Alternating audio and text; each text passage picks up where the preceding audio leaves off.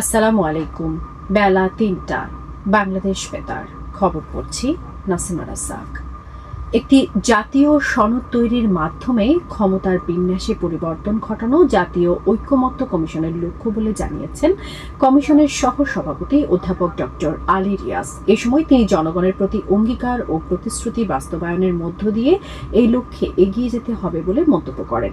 আজ জাতীয় সংসদ ভবনের এলডি হলে জাতীয় ঐকমত্য কমিশনের সঙ্গে গণ অধিকার পরিষদের আলোচনার শুরুতে তিনি এই কথা বলেন। অধ্যাপক ডক্টর আলী রিয়াজ বলেন, নতুন বাংলাদেশ বিনির্মাণে সংস্কার কমিশনগুলোর প্রতিবেদন, মতামত বা সুপারিশমালাই যথেষ্ট নয়। এজন্য রাজনৈতিক ও গণতান্ত্রিক শক্তি সহ জনমানুষের মধ্যে ঐক্য প্রয়োজন। শিক্ষা উপদেষ্টা অধ্যাপক ডক্টর CR আবরার বলেছেন, দেশের বৃহত্তর যুব জনগোষ্ঠীকে হাতে কলমে দক্ষ হিসেবে গড়ে তুলতে পারলে দারিদ্র্য ও বেকারত্ব দূর করা সহজ হবে। আর এই লক্ষ্য বাস্তবায়নে সরকার accelerating and strengthening skills for economic transformation কর্মসূচি পরিচালনা করছে।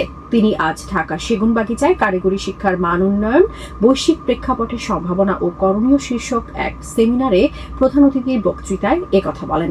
শিক্ষা উপদেষ্টা বলেন, অন্তর্বর্তী সরকার শিক্ষার গুণগত মান উন্নয়নে দৃঢ় প্রতিজ্ঞ। বৈষম্যহীন সমাজ প্রতিষ্ঠা ও সমতা আনয়নে শিক্ষা উল্লেখযোগ্য বাহন এবং সমাজে বৈষম্য নিরসনে অন্যতম নিয়ামক। কক্সবাজার এবং ভাসানচরে রোহিঙ্গা শরণার্থী ও স্থানীয় সম্প্রদায়ের জীবনযাত্রার মান উন্নত করার জন্য জাপান সরকার আন্তর্জাতিক অভিবাসন সংস্থা IOM-কে $3.5 মিলিয়ন মার্কিন ডলার সহায়তা দিয়েছে। আজ ঢাকার জাপান দূতাবাস থেকে এক বিজ্ঞপ্তিতে এ তথ্য জানিয়েছে। বিজ্ঞপ্তিতে জানানো হয়, বাংলাদেশে নিযুক্ত জাপানের রাষ্ট্রদূত সাইদা শিনিচি এবং IOM বাংলাদেশ মিশনের প্রধান ল্যান্স বোনো এ সংক্রান্ত একটি চুক্তি স্বাক্ষর করেছেন। কক্সবাজার জেলা এবং ভাসানচরে প্রায় 5 লাখ রোহিঙ্গা শরণার্থী ও স্থানীয় সম্প্রদায় এই প্রকল্প থেকে সহায়তা পাবে।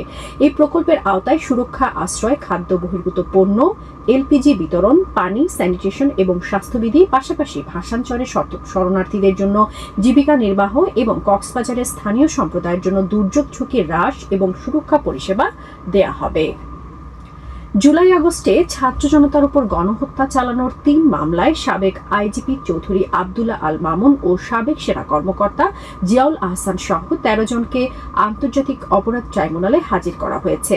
আজ সকালে তাদের ট্রাইব্যুনালে আনা হয়। আশুলিয়ায় হত্যার পর 6 মরদেহ পোড়ানো সহ যাত্রাবাড়ি, রামপুরা এবং মিরপুরের গণহত্যার মামলায় আজ ট্রাইব্যুনালে তদন্ত প্রতিবেদন জমা দেওয়ার দিন ধার্য রয়েছে। বিভিন্ন কর্মসূচির মধ্য দিয়ে আজ দেশে জাতীয় আইনগত সহায়তা দিবস 2025 পালিত হচ্ছে। দিবসটির এবারের প্রতিপাদ্য হলো, দ্বন্দ্বে কোনো আনন্দ নাই, আপোষ করো ভাই, লিগ্যাল এইড আছে পাশে, কোনো চিন্তা নাই। আর্থিকভাবে অসচ্ছল, সহায় সম্বলহীন ও নানাবিধ আর্থসামাজিক কারণে বিচার প্রাপ্তিতে অসমর্থ বিচার প্রার্থীগণ জনগণকে আইনগত সহায়তা প্রদান প্রকল্পে 2013 সাল থেকে জাতীয় আইনগত সহায়তা দিবস পালিত হয়ে আসছে। ইয়েমেনে মার্কিন সামরিক হামলায় কমপক্ষে 8 জন নিহত এবং বেশ কয়েকজন আহত হয়েছেন।